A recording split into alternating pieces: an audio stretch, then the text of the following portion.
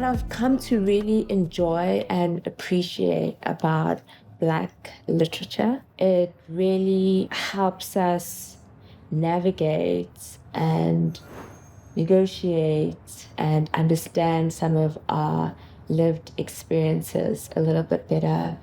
And I think even more than that, it allows us to go on our own journeys. There are certain things that story evokes within us, and which then allows us to go to some places that we maybe wouldn't even have been able to go to on our own without that story, you know. Are there any writers or people's work that has spoken to you? Growing up, you couldn't get me to read an African literature book. I did not read All Things Fall Apart. I did not, you name them. I was like, I wanted stories that kind of read like Gilmore Girls, where the dialogue is like witty and Sweet Valley High. Sweet Valley High, you know, stuff like that. And I think it was only after I read Americanah. And in reading Americanah, there was just so much I could just relate with. That was not even being said in the words, it was being said between the lines. There's a language, an unspoken language, that you have to be African, or you have to have lived in the diaspora, or you have to have, and this is in context with Americana, that you wouldn't fully get out of the book if you didn't already have that experience, you know?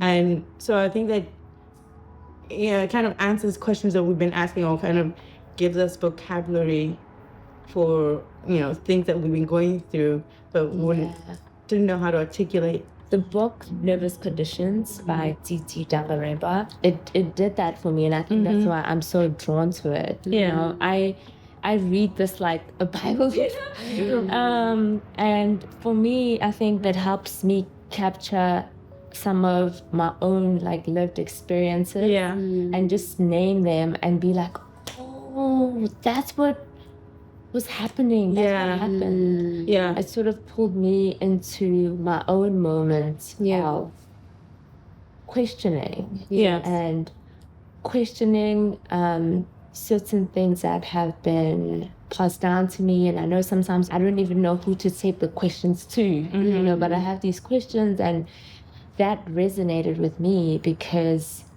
I found how I even ended up studying what I'm studying was because I had so many questions about religion and spirituality and the Black experience. And I remember even feeling like I'm not satisfied with the answers that I'm getting, and so even me finding myself in all the different places I found myself in that finally led me here was also because of these questions that I had.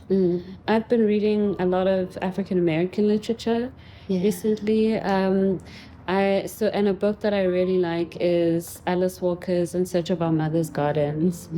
I find that book deeply, I don't know if healing is the right word, but she's basically talking about how Black women authors and artists, particularly here in the US, have been, their voices have not been considered meaningful enough or significant enough, and they've kind of been sidelined and forgotten by history, and they've made such a meaningful contribution to literature.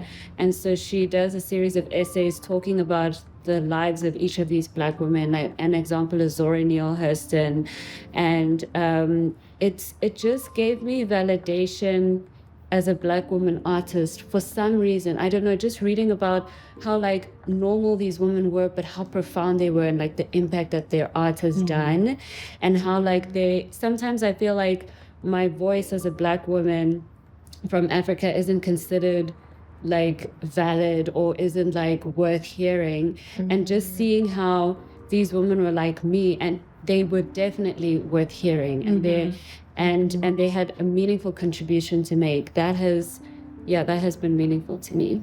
One of the authors that I like, Toni Morrison, I feel like she takes me on this like spiritual journey, and I'm just like living in that world. Yeah. And so much more is being opened up for me. Yeah. I appreciate kind of going there and going into that space. Yeah.